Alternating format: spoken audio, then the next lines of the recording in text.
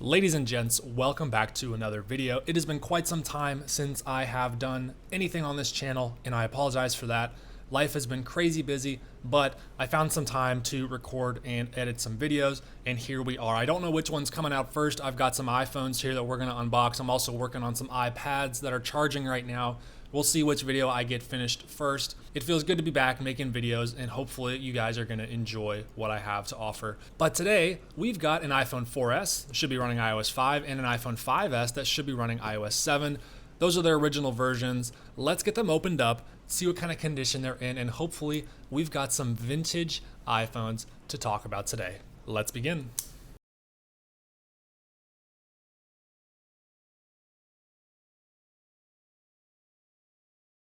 All right, here are those devices. We've got the 4S and the 5S. They are both in, well, the 4S is black and the 5S is technically space gray.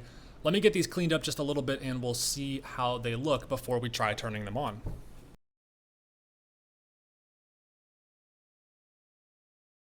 The 4S is actually very clean on the front here.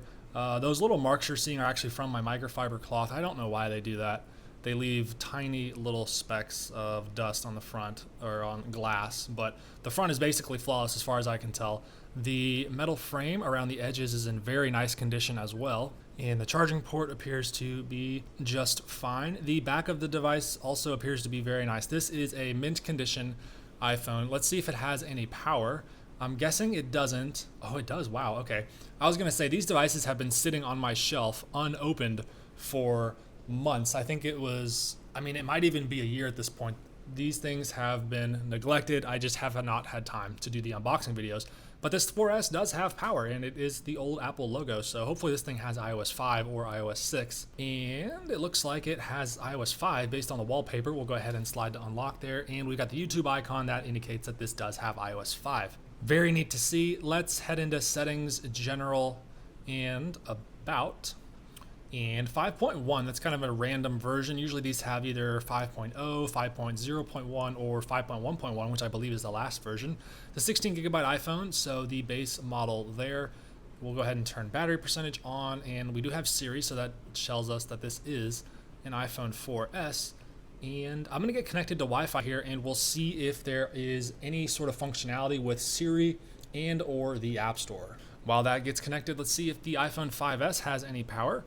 And it does. Wow, 2 for 2 today on these old phones having charged batteries. That's very interesting and quite uncommon, actually. Okay, the 4S is on Wi-Fi. Let's see if the App Store works. Last time I checked this like a year ago, it did not work, and it does not there. Let's see if Siri works. What's the weather in San Francisco right now? Searching the web for what's the weather in San Francisco right now. Well, that's not exactly what I wanted. What time is it in Tokyo right now? It's 12:43 a.m. in Tokyo, Japan. Okay, so Siri is working there, as you can see, which is actually pretty cool that the original version of Siri on iOS 5 is functional. How about the iPhone 5S over here? I think it died. Yeah, it did. It died. Okay, I'm going to plug that in for just a few minutes. And it might turn on here as soon as I plug it in if the battery has juice. Okay, we're gonna have to wait a little while for that. I'll set that down and we'll be back once. Actually, no, we can talk about the 4S while we wait for that 5S to turn on, which it already has, so that's great to see. All right, so the 4S launched in 2011. This was a big step forward for Apple in terms of its internals. The external design stayed the exact same from the iPhone 4. The only slight changes could potentially be the antenna bands that were different than the GSM model iPhone 4. But the external is pretty much the same. It's the glass front, glass back. We've got the aluminum frame around the outside. It's the same 3.5-inch Retina display, which at the time of this thing's launch was a fantastic screen, but it was a little bit small. I think this was competing against the Galaxy S3 and the Galaxy Note 2, which had significantly larger screens.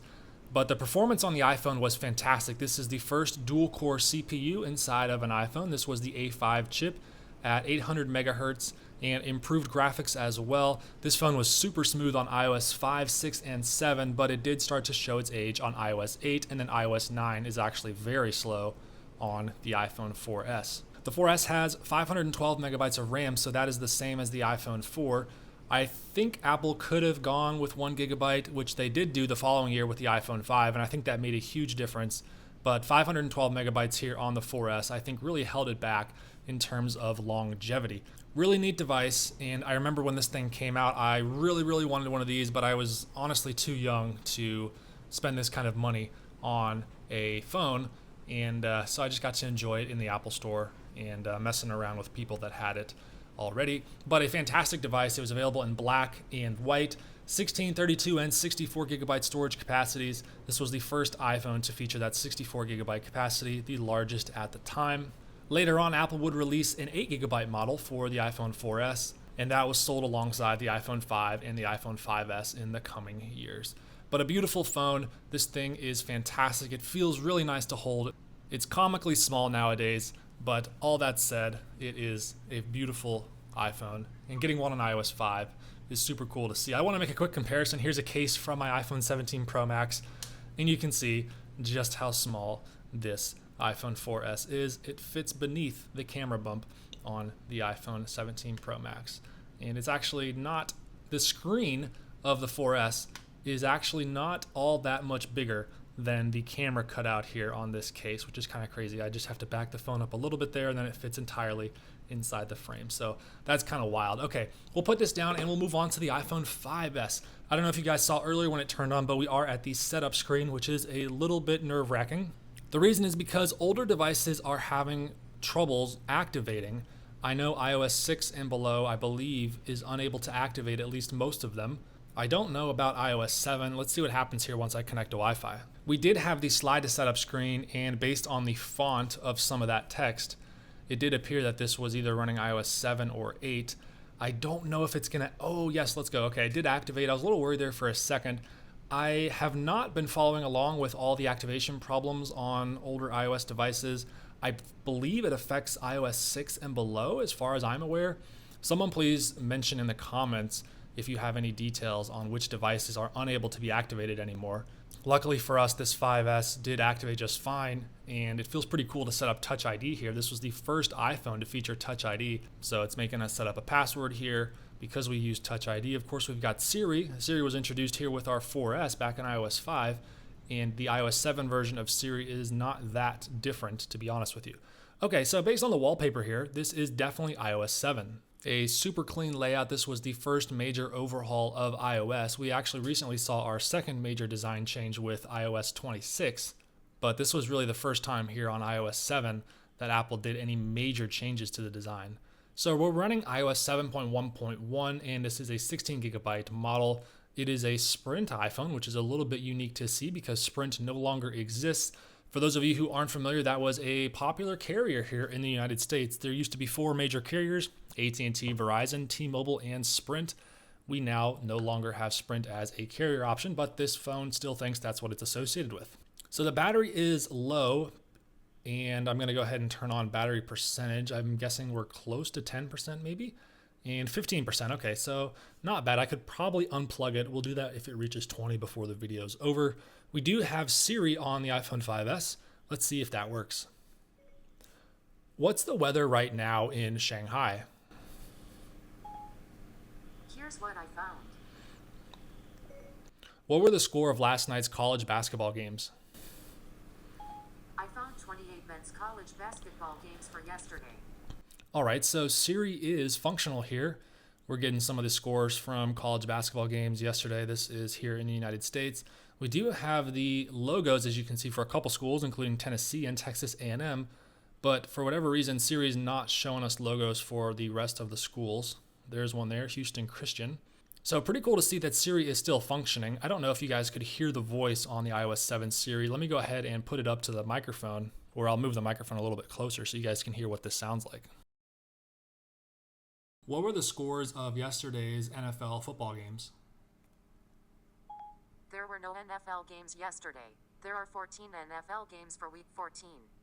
So hopefully you guys could hear what that sounded like. Siri very much sounds like a robot here on iOS 7, quite a bit different than what we're used to today. And I'm noticing here that I spilled a little bit of isopropyl alcohol on this iPod Classic case, and I don't really know what it's doing there. It seems like it's turned into frosting, like you would frost a cookie. Hopefully that's not messing up the the case here. Give me just a second to try to clean that off. I really don't want this iPod Classic to be ruined, at least not the case that I've got on it. Okay, sorry about that. I think I got it off. That was a little bit concerning. I don't know if maybe the isopropyl alcohol was somehow reacting with whatever kind of plastic this is on the case, but it sort of left a little mark there. You can still see I didn't quite get it all off. So I guess I got to be a little bit careful with that. And it actually looks like I got a little bit under the case there. You can see the bubbles. All right, I'm making a mess of things over here. Let me open this up, get this thing cleaned up, and then we'll continue talking about our iPhones. Okay, we are back.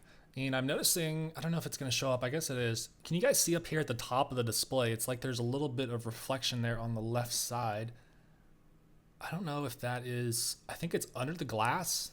It looks like it's cracked, but I can't imagine it is. Usually if there's a crack underneath, that would be the LCD. And obviously I don't see any LCD damage there, so I'm not sure what's going on there. The 5S, I guess I didn't really show you guys, is in pretty nice condition. It's not quite as clean as the iPhone 4S.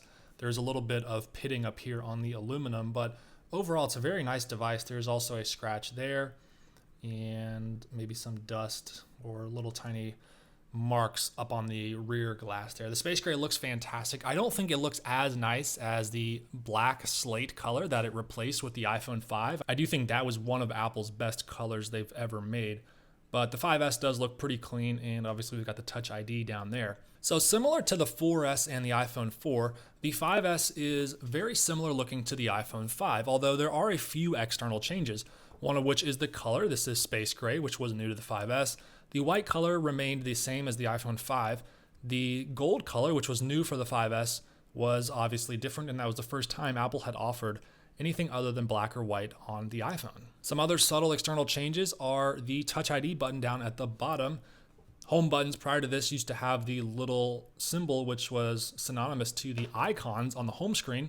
Apple removed that here with the glass Touch ID button. Before the iPhone 5S, the home buttons were made out of plastic instead of glass, and they opted to not include that little white icon on the glass version of the home button. Another difference is on the rear. Apple has an upgraded flash for the camera. So up until the iPhone 5S, there was just a single flash on the rear of the iPhones. Here with the 5S, you actually got a two-tone flash, which let me see if I can show you guys here. If we zoom out there, you can see that there are two little LED flashes there, and the one on the bottom is a little more orange and the one on the top is a little more yellow. So that meant that Apple could dynamically adjust the flash on the iPhone based on the lighting conditions, something that I believe Apple still does, although I think there's a different flash setup here on the new iPhone. One thing that's always interesting, and I do want to show you guys, is the camera capabilities on these older phones. So the 4S, I don't think I mentioned, is an 8 megapixel lens. This was an upgrade over the 5 megapixel on the iPhone 4 that it replaced. And the 5S also has an 8 megapixel lens, but it is significantly better than the iPhones before it, and it also introduces slow motion video. This was the first time an iPhone could do slow motion, and I believe it is only 720p at 120 FPS. Still an improvement over previous devices, and for whatever reason, this iPhone cannot record a 1080p 60 video, so it is stuck at, I believe it's 1080p 30. What we're going to do is we're going to start a video on both of these iPhones, and I'm going to show you guys how they look, and then you'll get to hear how the microphone sounds on these devices as well. Let's go ahead and start with the iPhone 4S. So we'll go ahead and switch to video there. So we'll go ahead and start a video, and we'll switch to the iPhone 4S right now. All right, here we are on the 4S. You can see how this looks. It's a bit hard for me to tell based on the tiny 3.5-inch display that we are viewing here, but I don't know how it's going to show up. Obviously, it'll look a little bit better on the computer and whatever screen you're viewing. It seems like it's not really focusing. If we tap to focus, that looks a little bit better. I'd imagine this is going to be quite a bit shaky because there's no optical image stabilization. But let me know down in the comments, are you surprised at how this iPhone 4S records video, or is it pretty much how you expected? All right, let's switch back. And hopefully you guys could see that. Sometimes it's actually quite a bit tricky to get videos off of the iPhone 4S. So if for some reason there's nothing on the screen for the 4S, it's because getting videos off of these older softwares is actually really difficult. You've got to have an old MacBook with a specific version of Mac OS to do that. I believe I got one of those laying around, so hopefully I can get that video up on the screen for you guys. Okay, let's try the iPhone 5S. We'll go ahead and start a video, and we'll switch over to that view now. Here we are on the 5S. This should look a little bit better than the iPhone 4S, but I'm imagining that not a huge difference will be present. Here's the main setup with the microphone. Obviously, these older phones are not going to sound as good as my new iPhone because of the difference in microphone. But hopefully the image quality here is pretty decent. And I remember when this 5S came out, the camera was actually very impressive. So once again, let me know in the comments, how does the iPhone 5S look? Are you surprised at how this thing holds up for being a phone from 2013, or is it pretty much as you expected? Let's go ahead and switch back here to the main setup. All right, there you guys got to see and hear how the iPhone 4S and the iPhone 5S record video. These are very old phones, but back when they were launched, I believe they had one of the best cameras you could get for the price, and definitely one of the best cameras in a smartphone at the time. Really cool devices here to get them on their original versions of iOS. These are becoming harder and harder to find, especially with some of the activation problems on older versions of iOS.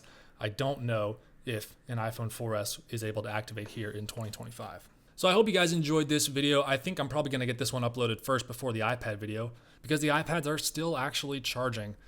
They take a long time to charge, and lucky for us, these iPhones had enough power to turn on basically right away, and we got the iPhone 5S up to 25% pretty quickly there. So that's going to do it for this one. Hope you guys enjoyed this quick look here at two vintage iPhones on their original versions of iOS. We've got the 4S running iOS 5 and the iPhone 5S running iOS 7. Thank you guys so much for watching, and as always, I look forward to seeing you in another one of my videos.